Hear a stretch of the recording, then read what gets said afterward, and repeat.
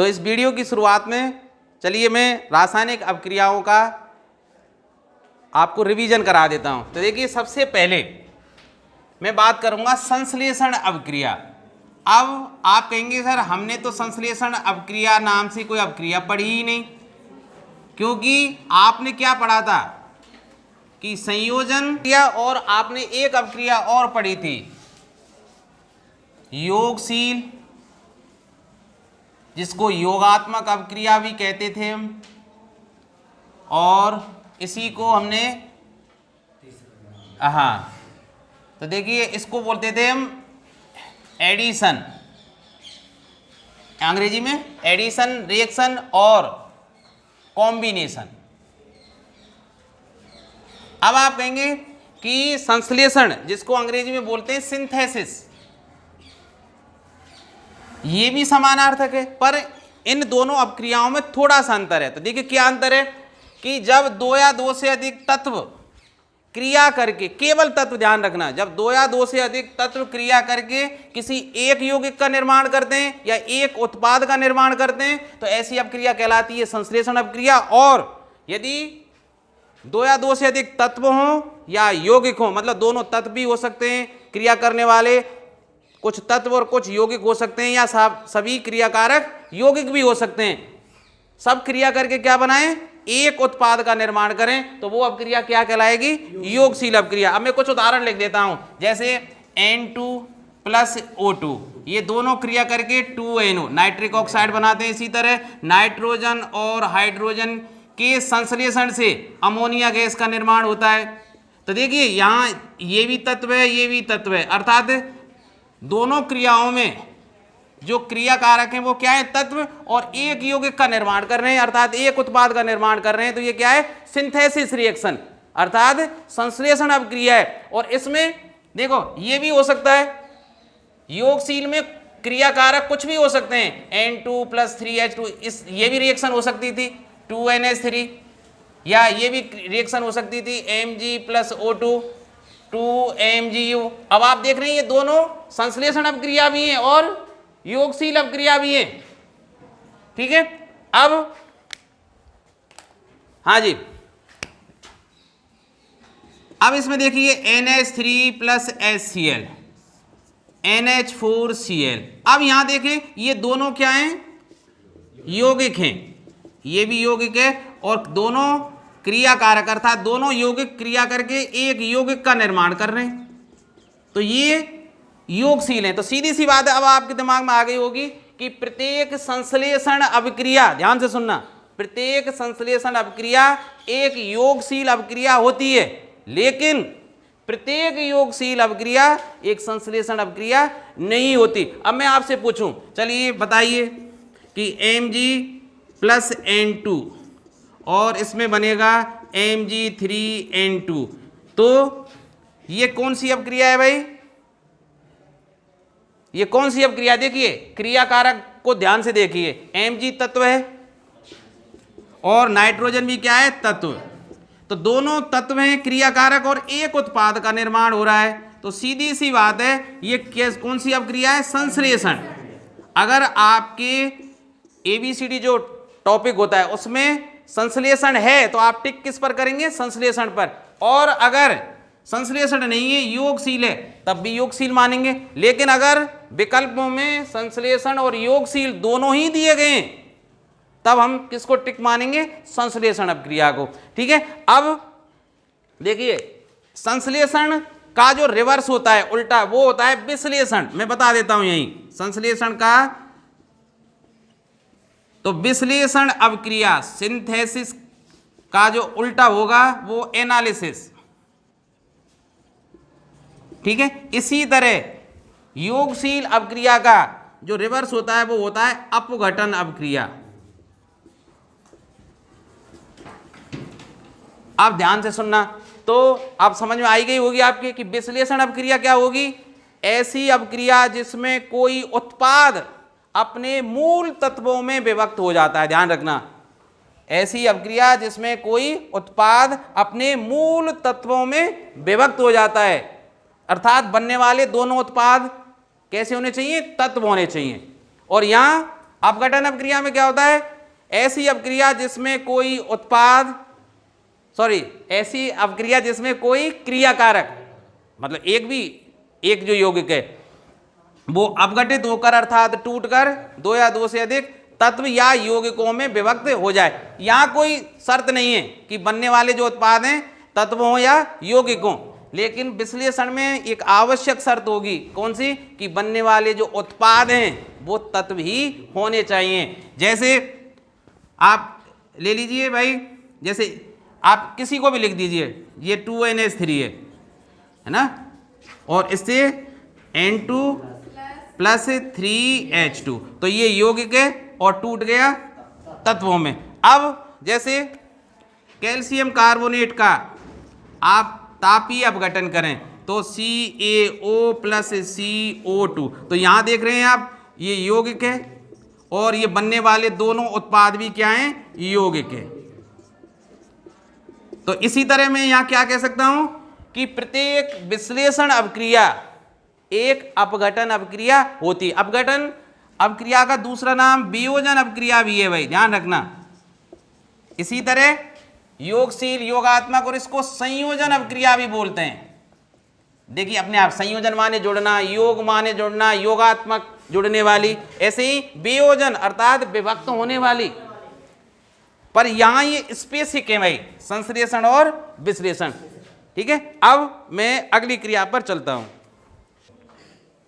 अब देखिए पहली अपक्रिया, एल्युमिनियम और ब्रोमीन परस्पर क्रिया करके एल्युमिनियम ब्रोमाइड बना रही है। तो सीधी सी बात है, ये दोनों रिएक्टेंट अर्थात क्रियाकारक दोनों तत्व हैं और दोनों तत्व मिलकर एक यौगिक का निर्माण कर रहे हैं, अर्थात एक उत्पाद बन रहा है, एकल उत्पाद है भाई ये। तो आप जानते हैं कि जब दो या दो से अधिक तत्व परस्पर क्रिया करके एक यौगिक का या एक उत्पाद का निर्माण करते हैं तो ऐसी अपक्रिया क्या कहलाती है? संश्लेषण। तो ये संश्लेषण अपक्रिया हुई, और साथ में ये कौन सी अपक्रिया भी है भाई? योगात्मक या संयोजन।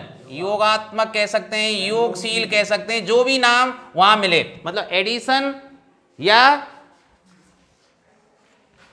तुम्हारे सिंथेसिस, इसके लिए एडिशन या कॉम्बिनेशन भी बोलते हैं इसको। तो योगात्मक अपक्रिया। अब देखिए दूसरा, देखिए यहां एक यौगिक है तो सीधी सी बात है, अब कौन सी अपक्रिया नहीं हो सकती? अब दिमाग यहां लगाना है भाई, एक यौगिक का कई भागों में विभाजन हो रहा है, तो सीधी सी बात है कौन सी? ना तो संश्लेषण हो सकती है, ना योगशील हो सकती है, साथ में विस्थापन अपक्रिया भी नहीं हो सकती, क्योंकि विस्थापन के लिए कम से कम दो क्रियाकारक की आवश्यकता होती है। उदासीनीकरण अपक्रिया भी नहीं हो सकती, क्योंकि उसके लिए भी कम से कम दो क्रियाकारक चाहिए। तो सीधी सी बात है, अब कौन सी रह जाएगी? अपघटन। तो सीधी सीधी के तुक्का मारने वाली बात भी है कि एक यौगिक कई भागों में टूट रहा है। तो यहां देखिए लेड नाइट्रेट को जब गर्म किया जाता है, आप जानते हैं कि लेड नाइट्रेट को जब गर्म किया जाता है तो lead oxide, nitric dioxide gas बनती है, जो कैसी होती है? लाल भूरे रंग की वाष्प के रूप में बाहर निकलती है, और ये जानते हैं आप ऑक्सीजन गैस है। ठीक है, और लेड नाइट्रेट ये कलरलेस होता है, अर्थात ये रंगहीन होता है, और मैं आपको बता दूं ये पीले रंग के, हल्के पीले रंग का होता है। तो लेड नाइट्रेट को अगर परख नली में गर्म किया जाए तो लाल भूरे रंग की वाष्प निकलती है। आप इसको आसानी से करके भी देख सकते हैं। तो ये कौन सा है भाई? कौन सी अपक्रिया है? ताप अपघटन। ताप अपघटन अपक्रिया। अब आगे तरफ देखिए भाई, यहां देखिए सोडियम सल्फाइड और सिल्वर नाइट्रेट की क्रिया हो रही है और ये बन रहा है। अब देखिए थोड़ा आप ध्यान दीजिए, Na+S-, ठीक है, ये माइनस, और ऐसे ही Ag+ और NO3-। अब देखिए ना कि Ag और Na ने अपने स्थान बदले। यहां देखिए NO3 किसके साथ है? Na के साथ। तो सीधी सी बात है Na Ag के स्थान पर आ गया इस तरह से, और Ag कहाँ आ गया है? अर्थात दोनों आयनों ने अपने स्थान बदल लिए, आयनों का स्थानांतरण हुआ है। तो ऐसी अपक्रिया क्या कहलाती है? डबल रिप्लेसमेंट या डबल डिस्प्लेसमेंट। द्वय विस्थापन अवक्रिया। ठीक है, तो ये कौन सी अवक्रिया है? द्वय विस्थापन अवक्रिया। हाँ, हिंदी में थोड़ा सा अंतर आ जाता है, इसी को उभय विस्थापन अवक्रिया भी बोलते हैं, क्योंकि डबल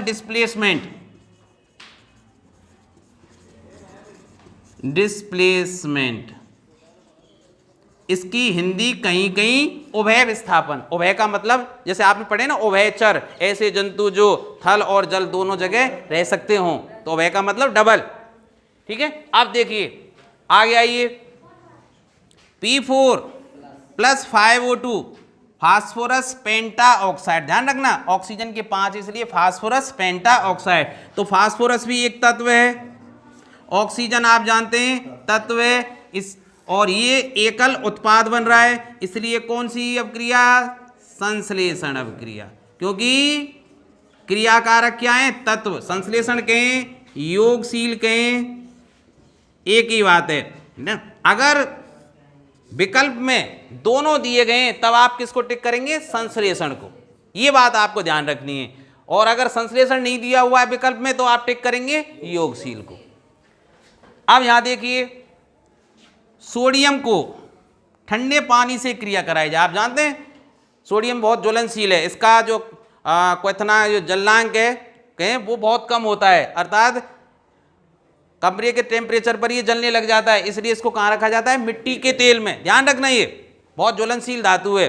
तो जैसे ही पानी के साथ, ठंडे पानी के साथ इसकी क्रिया कराई जाती है तो ये क्रिया होती है, सोडियम हाइड्रोक्साइड बनता है और हाइड्रोजन गैस निष्कासित होती है। तो अब देखिए इसमें क्या है, मैंने आपको इससे पहले वाले वीडियो में बताया था कि जब जल से क्रिया करानी हो तो इसको कैसे मानो आप? H और OH में। तो देखिए इसको H और OH। अब देखिए NaOH के साथ, ठीक है भाई। तो H2O में से Na किसको हटा दिया? H को हटा दिया। आप देखिए ना, यहां से सोडियम ने क्या किया? पानी में से H को प्रतिस्थापित करके अर्थात हाइड्रोजन गैस को बाहर निकाल लिया और किसके साथ आ गया? OH के साथ। तो हटाया ना, तो हटाने का मतलब विस्थापन, और एक ही विस्थापन हो रहा है क्योंकि इसमें दो है ही नहीं, दो आयन है ही नहीं, मूलक दो है ही नहीं। तो क्या कहेंगे इसको? सिंगल डिस्प्लेसमेंट रिएक्शन, अर्थात एकल विस्थापन अवक्रिया। एकल विस्थापन भी कह सकते हैं, इसको केवल विस्थापन अवक्रिया भी बोलते हैं भाई, ध्यान रखना, क्योंकि केवल विस्थापन का मतलब एकल विस्थापन ही है, और जहां द्वय लगानी हो तब द्वय लगा देते हैं, द्वय विस्थापन। अब यहां देखिए क्या है भाई? पोटेशियम हाइड्रोक्साइड, एल्युमिनियम क्लोराइड, दोनों क्रिया करके क्या बना रहे हैं? एल्युमिनियम हाइड्रोक्साइड और पोटेशियम क्लोराइड। तो देखिए आयनों में विभक्त कीजिए इस यौगिक को, K+OH-, ठीक है भाई। OH एक होता है, एल्युमिनियम प्लस, ये +3 होता है और ये -1 होता है। तो देखना भाई यहां क्या बन रहा है? Aluminium hydroxide. एल्युमिनियम किसके साथ आ रहा है भाई? OH के साथ। पोटेशियम किसके साथ आ रहा है? Cl के साथ। तो इसका मतलब एल्युमिनियम और पोटेशियम इंटरचेंज कर रहे हैं अपनी स्थितियों को, अर्थात दोनों आयन बदलाव कर रहे हैं, स्थानांतरण कर रहे हैं एक दूसरे की पोजीशन का, इसलिए क्या है? डबल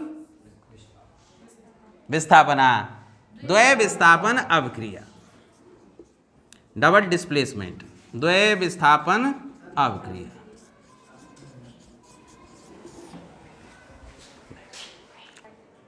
तो देखिए अब एक और प्रश्न है, एक अवक्रिया आपके सामने NH3 और ऑक्सीजन की, अमोनिया और ऑक्सीजन क्रिया करके नाइट्रिक ऑक्साइड और जल बनाते हैं। तो ये अवक्रिया किसका उदाहरण है? आपका पहला ऑप्शन है विस्थापन अवक्रिया, संयोजन अवक्रिया, रेडॉक्स अवक्रिया, उदासीनीकरण अवक्रिया। तो आप में से कौन बताना चाहेगा भाई? चलो चंचल्य से बता रही है। रेडॉक्स अवक्रिया, बिल्कुल सही बताया।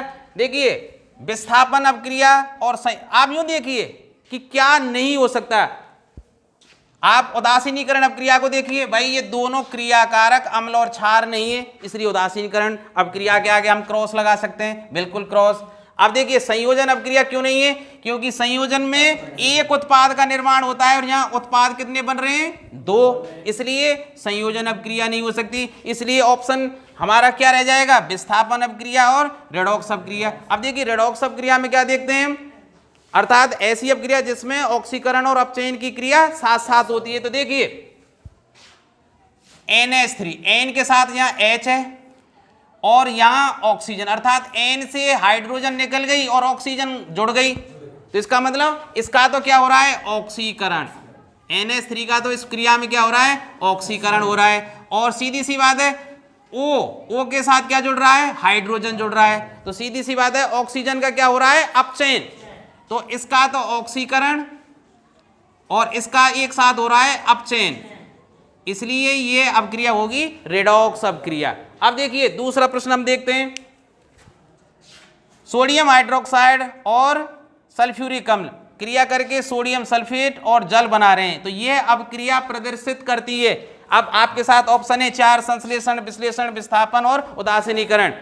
कौन बताना चाहेगा, चलिए हाँ आप बताइए। उदासीनीकरण, ये उदासीनीकरण अपक्रिया बताई, बिल्कुल सही बताई। अच्छा ये बताइए संश्लेषण क्यों नहीं है भाई, क्योंकि इसमें तत्व नहीं है। हाँ संश्लेषण के लिए मैंने बताया ना, दोनों क्रियाकारक क्या होने चाहिए, तत्व होने चाहिए। अब दोनों क्रियाकारक क्या हैं, यौगिक है, और उत्पाद भी एक बनना चाहिए। यहाँ उत्पाद कितने हैं, 2, इसलिए संश्लेषण नहीं हो सकती भाई। विश्लेषण क्यों नहीं हो सकती, विश्लेषण में क्या होता है, एक यौगिक का 2 या 2 से अधिक तत्वों में विभाजन होता है। अब देखिए यहां तो एक नहीं है, 2 है, ठीक है, और ये तत्व भी नहीं है, बनने वाले उत्पाद तत्व भी नहीं है, इसलिए विश्लेषण समाप्त। अब विस्थापन के, हाँ ये विस्थापन है, लेकिन चूंकि दोनों क्रियाकारक, ये प्रबल क्षार है और ये प्रबल क्या है, अम्ल, और प्रबल क्षार और प्रबल अम्ल की क्रिया के फलस्वरूप लवण, ये सोडियम सल्फेट लवण बन रहा है और ये क्या बन रहा है, जल। और आप परिभाषा जानते हैं कि जब अम्ल और क्षार परस्पर क्रिया करके लवण और जल बनाते हैं तो ऐसी अपक्रिया उदासीनीकरण अपक्रिया कहलाती है। अब प्रश्न संख्या 4 पर पहुंचते हैं, तो देखिए एक अपक्रिया दी गई है, पोटेशियम क्लोरेट टूटकर KCl और 3O2 बना रहा है, इसके लिए कौन सा कथन सत्य है। पहला ऑप्शन है कि ये एक अपघटन अपक्रिया है जो ऊष्मा शोषी प्रकृति की है। अगला है ये एक संयोजन अपक्रिया है। अगला सी ऑप्शन है ये एक वियोजन अपक्रिया है जो ऊष्मा क्षेपी प्रकृति की है। और लास्ट ऑप्शन है आपके पास ये एक प्रकाशिक अपघटन अपक्रिया है जो ऊष्मा क्षेपी प्रकृति की है। तो इसमें आप कौन सा बताना चाहेंगे भाई, जैसे हाँ ए, तो देखिए ए बताया, बिल्कुल सही बताया। अब देखिए पोटेशियम क्लोरेट का ताप के कारण, देखिए यहां अपने आप लगा हुआ है कि ताप दिया जा रहा है, और उत्प्रेरक, और आप जानते हैं उत्प्रेरक कौन सा प्रयुक्त करते हैं, मैंगनीज डाइऑक्साइड। तो उत्प्रेरक मैंगनीज डाइऑक्साइड की उपस्थिति में पोटेशियम क्लोराइड और ऑक्सीजन गैस बन रही है। तो सीधी सी बात है, देखिए ये अपघटन अपक्रिया है। कौन सी अपघटन है, तापीय अपघटन अपक्रिया है। साथ में अब चूंकि देखिए ध्यान से ऊष्मा दी जा रही है, ऑलरेडी ऊष्मा दे रहे हैं हम, अर्थात जो उत्पाद बन रहे हैं उनका टेम्परेचर कम होता जा रहा है, माइनस ऊष्मा। भाई एक बात सोचो, किसी भी क्रिया में भाग लेने वाले क्रियाकारकों को हम कब गर्म करते हैं, जब बनने वाले उत्पाद का टेम्परेचर कम हो रहा हो, अर्थात उसके लिए सक्रियण ऊर्जा नहीं मिल रही हो। हमें इस क्रिया को बनाए रखने के लिए गर्म करना पड़ रहा है। और गर्म कब करेंगे, जब यहाँ ऊष्मा माइनस हो रही हो, और जब ऊष्मा अवशोषित हो रही हो तो उसको क्या बोलते हैं, ऊष्मा शोषी। तो सीधी सी बात है, आप रटेंगे कैसे कि जहां भी हमें गर्म कर रहे हैं यहां ऊष्मा दे रहे हैं, वो ऊष्मा शोषी है, ठीक है, और अपघटन अपक्रिया है।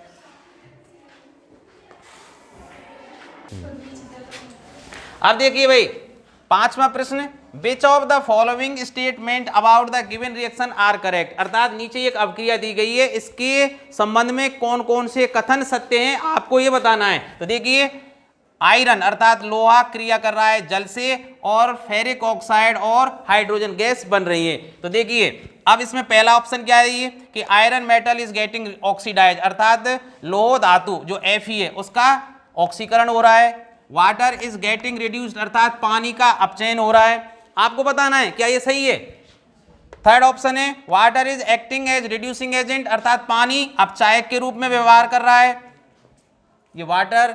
और अगला है water is acting as a oxidising agent, या पानी अपचायक के रूप में कार्य कर रहा है। अब आपके पास ऑप्शन ये हैं, इनमें से आपको पिक करना है। ए में कि सही पहला, दूसरा और तीसरा है, बी में दूसरा और चौथा सही है, सी ऑप्शन है पहला, दूसरा और चौथा सत्य है, और डी ऑप्शन है दूसरा और चौथा सही है। तो आप में से कौन बताना चाहेगा? हाँ सी। तो लाली ने बताया कि पहला कथन अर्थात ये सही है, दूसरा अर्थात ये भी सही है, और चौथा अर्थात ये सही है। तो चलिए इसको हम देखते हैं कि जो बताए गए ऑप्शन है क्या वो सही है। तो देखिए जो क्रिया है 3Fe plus 4H2O, Fe3O4 plus 4H2। हाँ भाई,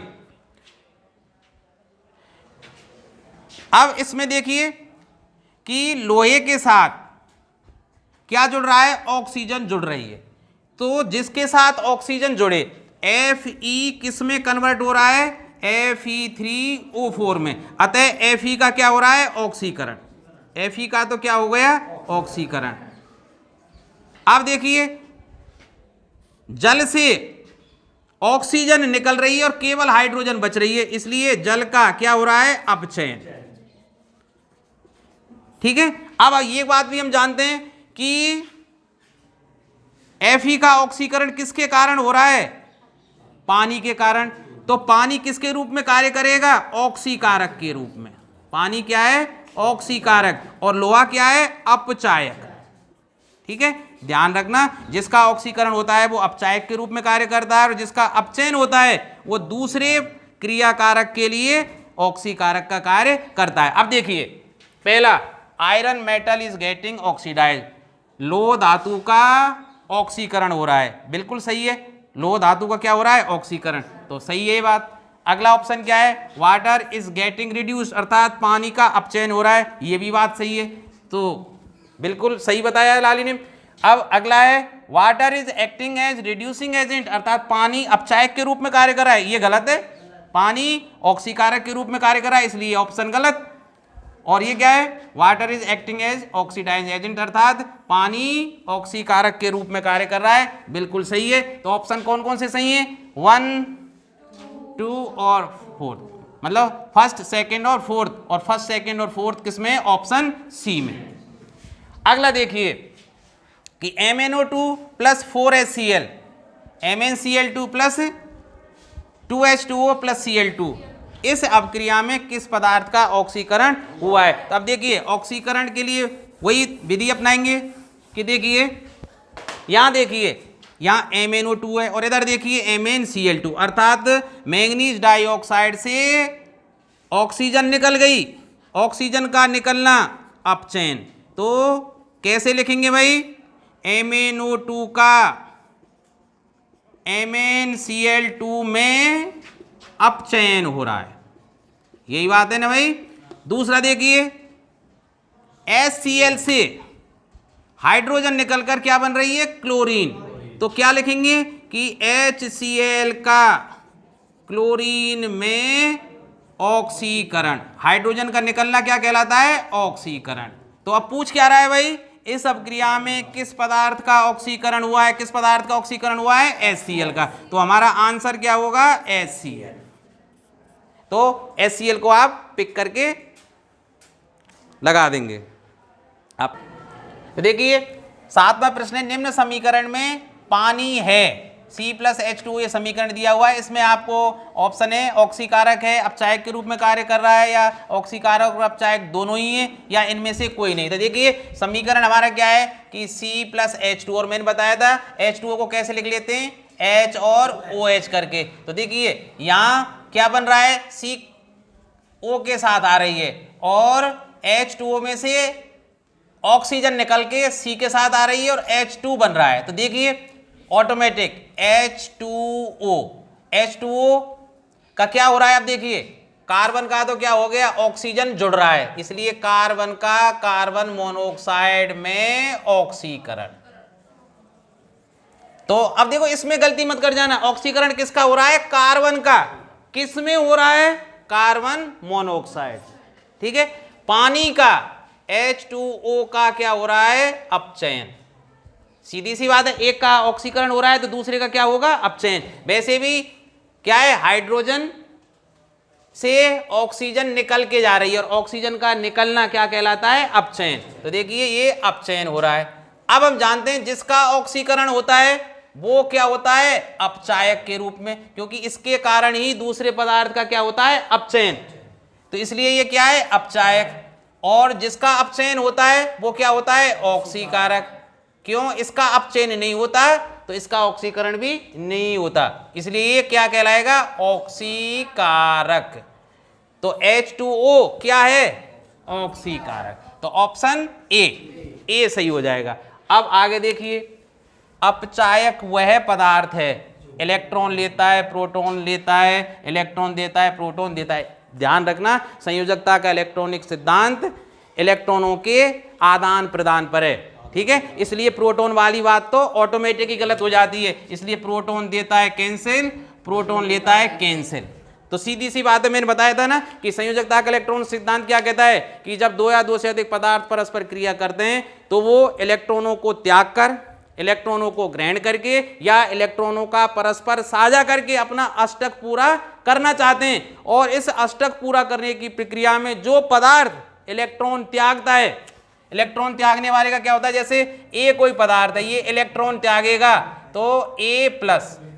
ठीक है, इसी तरह अगर कोई दूसरा बी पदार्थ है जो इलेक्ट्रॉन ग्रहण करेगा, उसकी संयोजकता माइनस में। तो ध्यान रखना भाई कि इलेक्ट्रॉन त्यागने वाले का ऑक्सीकरण और इलेक्ट्रॉन ग्रहण करने वाले का क्या होता है? अपचयन। अब देखिए यहां अपचायक वो है। अब सीधी सी बात है, ऑक्सीकरण जिसका होता है वो क्या होता है? अपचायक। याद है ना, ऑक्सीकरण जिसका होता है वो क्या होता है? अपचायक। तो अपचायक अर्थात जिसका ऑक्सीकरण होता है वो क्या करता है? इलेक्ट्रॉन त्यागता है। त्यागता है मतलब इलेक्ट्रॉन देता है। तो ऑप्शन कौन सा होगा? अपचायक वह है जो इलेक्ट्रॉन देता है। तो ऑप्शन सी। ठीक है भाई, आगे चलिए। निम्न समीकरण किसका उदाहरण है? Zn+2 दो इलेक्ट्रॉन ग्रहण कर रहा है, दो इलेक्ट्रॉन ग्रहण करेगा तो संयोजकता का मान 2 घटेगा, तो Zn अर्थात यहां संयोजकता क्या हो गई? 0। तो इलेक्ट्रॉन ग्रहण करने वाले का क्या होता है? अपचयन। अभी बताया था मैंने, इलेक्ट्रॉन ग्रहण करने वाले का अर्थात जिसकी संयोजकता कम होती है उसका होता है अपचयन। और जिसका अपचयन होता है, अब देखिए, तो Zn का क्या हो रहा है यहाँ? अपचयन। अब ऑप्शन देख लेते हैं। ऑक्सीकरण हो रहा है Zn का। निम्न समीकरण किसका उदाहरण है? ऑक्सीकरण अब क्रिया का नहीं है। ठीक है, कैंसिल। रेडॉक्स दूसरा है ही नहीं इसमें, अपचयन। तो ऑप्शन क्या है? सी। यहां देखिए थोड़ा सा जटिल लग रहा होगा, पर अगर इसको ध्यान से देखेंगे आप तो इतना जटिल भी नहीं है। निम्न समीकरण में क्लोरीन,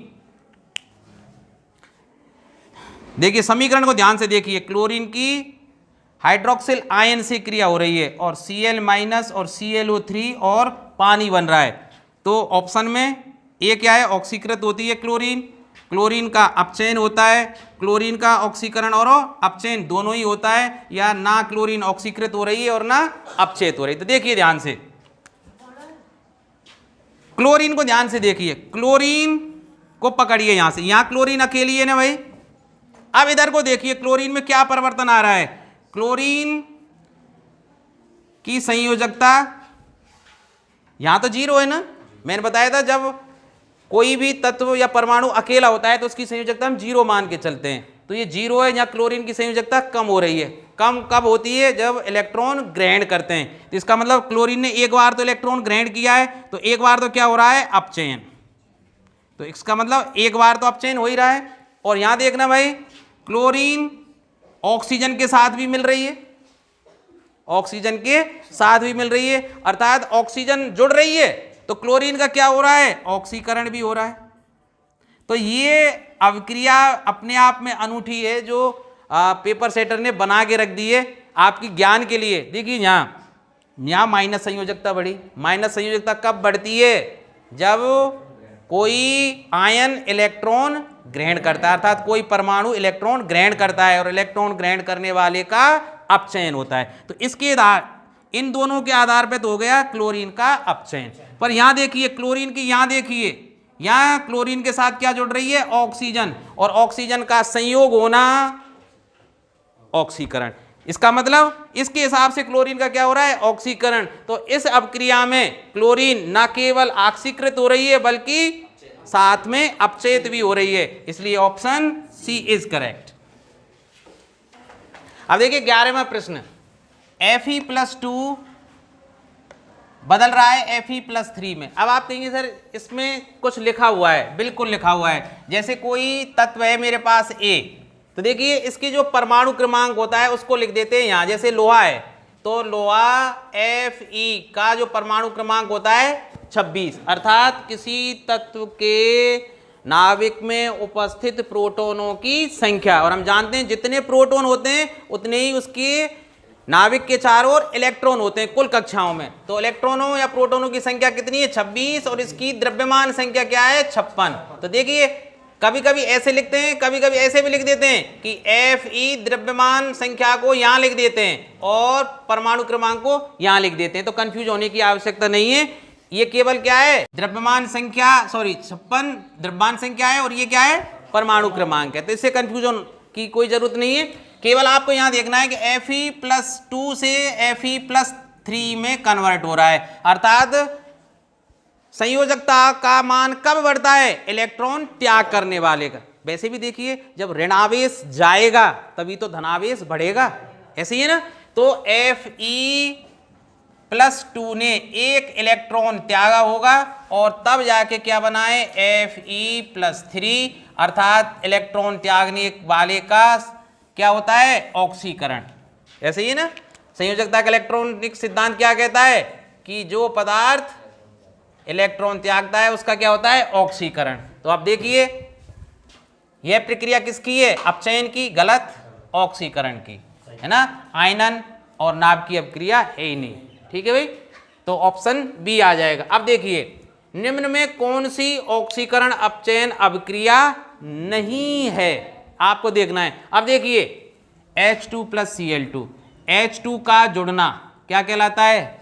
अपचयन, ठीक है। तो Cl2 का तो क्या हो रहा है? अपचयन, और सीधी सी बात है दूसरे का क्या हो जाएगा? ऑक्सीकरण। तो ये तो है। अब देखिए यहां Mg से O जुड़ रहा है तो Mg का तो क्या हो रहा है? ऑक्सीकरण, और हाइड्रोजन इससे निकल रही है तो H2O का क्या हो रहा है? अपचयन, ठीक है। तो इसका मतलब ये बी वाली भी ऑक्सीकरण अपचयन अपक्रिया है, रेडॉक्स है। ये भी रेडॉक्स अपक्रिया है। इसमें आप देख रहे हैं कि कार्बन से ऑक्सीजन जुड़ रही है तो ये क्या है? ऑक्सीकरण अपचयन इसमें भी हो रहा है। तो सीधी सी बात है ये क्या है? ये क्षार है, ये अम्ल है। तो क्षार और अम्ल क्रिया करके लवण और जल बना रहे हैं, और अम्ल और क्षार जब लवण है ना और जल बनाए तो ये अपक्रिया कहलाती है उदासीनीकरण अपक्रिया। तो ये क्या है? उदासीनी अपकरण अपक्रिया। इसलिए कौन सा ऑप्शन होगा भाई? ए। अब देखिए तेल के हाइड्रोजनीकरण की अपक्रिया है कौन सा? विषमांगी उत्प्रेरण, समांगी उत्प्रेरण, स्वयं अब हम जान। और अब आप कहेंगे सर यहाँ तो उत्प्रेरण लिखा हुआ है। किसी उत्प्रेरक द्वारा अपक्रिया के वेग में परिवर्तन करने का जो गुण होता है वो क्या कहलाता है? उत्प्रेरण, ठीक है। तो अब देखिए अगर क्रियाकारक, मैंने कल बताया था कि क्रियाकारक और प्रयुक्त उत्प्रेरक अगर समान अवस्था के हों तो समांगी, और अगर क्रियाकारक बनने वाले उत्पाद और प्रयुक्त उत्प्रेरक इनमें से किसी एक की भी अवस्था अलग अलग है, भिन्न भिन्न है, तो वो विषमांगी उत्प्रेरण होगा। स्वयंप्रेरण जब अपक्रिया में बना उत्पाद ही उस अपक्रिया के लिए उत्प्रेरक का कार्य करने लग जाता है, अर्थात बाहर से उत्प्रेरक नहीं मिलाते, तो वो क्या कहलाता है? स्वयंप्रेरण। एक जैव उत्प्रेरक और होता है जो हमारे शरीर के अंदर अनेकों एंजाइम हैं जो हमारे शरीर के अंदर होने वाली विभिन्न रासायनिक अपक्रियाओं के वेग को परिवर्तित करती हैं।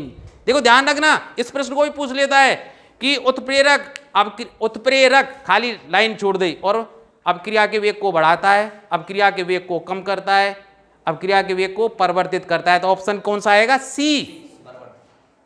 उत्प्रेरक अपक्रिया के वेग को भी बढ़ाता है, वो धनात्मक उत्प्रेरक। उत्प्रेरक अगर अपक्रिया का वेग नियंत्रण से बाहर है तो उसको कम भी करता है, तो वो ऋणात्मक उत्प्रेरक।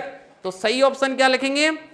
उत्प्रेरक अपक्रिया के वेग को परिवर्तित करता है, मतलब परिस्थिति के अनुसार कम या अधिक करने वाले उत्प्रेरक हम मिलाते हैं। तो अब देखिए तेल का हाइड्रोजनीकरण कैसे करते हैं हम। देखो वनस्पति तेल होता है, वनस्पति तेल, और आप जानते हैं इसमें हाइड्रोजन गैस प्रवाहित की जाती है, निकेल उत्प्रेरक, और तब क्या बनता है? कृत्रिम घी, या जिसको बोलते हैं वनस्पति घी। अब आप देखिए वनस्पति तेल कैसा है? लिक्विड। हाइड्रोजन कैसी है भाई? गैस। निकेल क्या है? ठोस, सॉलिड। और वनस्पति घी भी क्या है? अब देखना क्रिया कारकों में भी नहीं बन रही है, एक लिक्विड है, द्रव है, एक गैस है। प्रयुक्त उत्प्रेरक जो निकेल उत्प्रेरक है वो क्या है? ठोस है। अर्थात प्रयुक्त उत्प्रेरक, क्रियाकारक और उत्पाद सभी अलग अलग अवस्थाओं वाले हैं, इसलिए विषमांगी उत्प्रेरण का उदाहरण है। किसका है भाई? अब मोलिब्डेनम क्या है भाई? कल आपको भी बताया था कि अमोनिया बनाने की जो हेबर विधि है, अमोनिया बनाने की कौन सी, इसका नाम याद रखना, बहुत पूछता है। अमोनिया बनाने की हेबर विधि में प्रयुक्त उत्प्रेरक है, तो पहले तो वो समीकरण भी याद होना चाहिए, N2+3H2 और 2NH3। ये अमोनिया बनाने की हेबर विधि है, इसमें उत्प्रेरक प्रयुक्त होता है लोह चूर्ण Fe, और Fe की क्रियाशीलता को बढ़ाने के लिए हम इसमें एक पदार्थ और मिलाते हैं, मोलिब्डेनम, MO। तो MO उत्प्रेरक नहीं है, उत्प्रेरक तो क्या है? Fe। मोलिब्डेनम क्या है? क्रियाशीलता को बढ़ाने वाला पदार्थ है, इसलिए क्या कहलाता है? उत्प्रेरक वर्धक। ठीक है, तो ऑप्शन क्या आ जाएगा इसमें? डी। अब आप कहेंगे सर विष क्या होता है? ऐसे भी होते हैं जो किसी उत्प्रेरक की क्रियाशीलता को कम कर देते हैं, वो क्या कहलाते हैं? उत्प्रेरक विष कहलाते हैं। तो यहां ऑप्शन क्या है? डी है भाई। देखिए बहुत अच्छा प्रश्न है एक। निम्न समीकरण द्वारा प्रदर्शित अभिक्रियाएं हैं। आपके सामने 4 समीकरण दिए गए हैं, आपको क्या करना है? इन चारों समीकरणों के आधार पर इन क्रियाओं को पहचानना है कि इन समीकरणों द्वारा व्यक्त की जाने वाली अपक्रियाएं कौन कौन सी हैं। अब यहां देखिए A+BC पहला कोई क्रियाकारक है जिसको, इसका मतलब A का मतलब क्या है? केवल इसमें धनमूलक या ऋण मूलक है, इसमें दोनों मूलकों से युक्त कोई यौगिक है, और AC बन रहा है +B। अब देखिए A और B दो क्रियाकारक मिलकर, अब मुझे कहने की जरूरत नहीं है कि एकल उत्पाद बन रहा है, इसमें कोई एकल उत्पाद, दो या दो से अधिक पदार्थ क्रियाफल के रूप में प्राप्त हो रहे हैं या उत्पाद के रूप में प्राप्त हो रहे हैं। और यहां आप देख ही रहे हैं कि P और R, देखिए यहां अब तो R S के साथ है, यहां P S के साथ आ गया। Q के साथ कौन था? P, अब कौन आ गया? R। अर्थात P और R इंटरचेंज कर रहे हैं एक दूसरे के साथ अपनी पोजीशन को। तो देखिए अब अपने आप आपको पता लग रहा होगा पहले में क्या है। देखिए ये धनमूलक है या ऋणमूलक, तो A अधिक क्रियाकारक है या क्रियाशील है, ये B को हटाकर स्वयं इसके स्थान पर आ गया है, इसलिए ये क्या है? एकल विस्थापन। ठीक है, A ने B को प्रतिस्थापित कर दिया, हटा दिया और स्वयं उसके स्थान पर आ गया। तो जब कोई क्रियाकारक दूसरे क्रियाकारक के कम क्रियाशील भाग को हटाकर स्वयं उसके स्थान पर आ जाता है, तो यह क्रिया क्या कहलाती है? प्रतिस्थापन या एकल विस्थापन। ठीक है, तो ये एकल विस्थापन अभिक्रिया है। इसमें देखिए भाई दो अभिकारक क्रिया करके एकल उत्पाद का निर्माण कर रहे हैं, इसलिए या तो ये संश्लेषण है, और प्रत्येक संश्लेषण अभिक्रिया हम जानते हैं क्या होती है? योगशील, या जिसको हम योगात्मक अभिक्रिया भी कहते हैं। ठीक है, तो इसका मतलब पहली एकल विस्थापन है, दूसरी संश्लेषण है या योगशील है या योगात्मक, आप देख लेंगे इन ऑप्शन में से। यहां देखिए कोई एकल उत्पाद दो या दो से अधिक उत्पादों में टूट रहा है, मतलब एकल अभिकारक, सॉरी मैं उत्पाद बोल गया था, ये अभिकारक है या यौगिक है जो दो या दो से अधिक उत्पाद बना रहा है, तो ये टूटने की जो क्रिया है वो क्या कहलाती है? अपघटन। अगर ये टूटने के पश्चात बनने वाले उत्पाद दोनों तत्व हों तो विश्लेषण। ठीक है, तत्व या यौगिक कुछ भी हो तो क्या है? अपघटन या वियोजन, तो ये वियोजन या अपघटन क्रिया। ठीक है, अब यहां आप देख रहे हैं कि R P के स्थान पर आ गया है और P R के स्थान पर चला गया है, इसलिए ये क्या है, द्वय विस्थापन अपक्रिया। और मैंने पहले बताया था द्वय विस्थापन को क्या और बोला जाता है, उभय विस्थापन। तो अब देखिए क्रम से मिलाइए, पहली एकल विस्थापन किसमें, एकल, ला भूल गया मैं। तो देखिए पहले ऑप्शन में देखिए एकल विस्थापन बिल्कुल सही है। दूसरा क्या होना चाहिए, संश्लेषण या इसमें से योगात्मक, तो योगात्मक मिल गया। तीसरी क्या होनी चाहिए, अपघटन, अपघटन भी मिल गई। और चौथा क्या है, उभय विस्थापन। तो हमारा ऑप्शन कौन सा सही है, ए, है ना। और ऑप्शन ऑटोमेटिक गलत होंगे, सीधी सी बात है। सभी प्रतिस्थापन इनमें से कोई नहीं, या योगात्मक, ये गलत है। ठीक है, तो समझ में आ गया ना आपके, ये कौन सा ऑप्शन सही है, ए। चलो अब बंद कर लो। क्लाम्बरधरं विष्णुं शशिवर्णं चतुर्भुजं प्रसन्नवदनं ध्यायेत्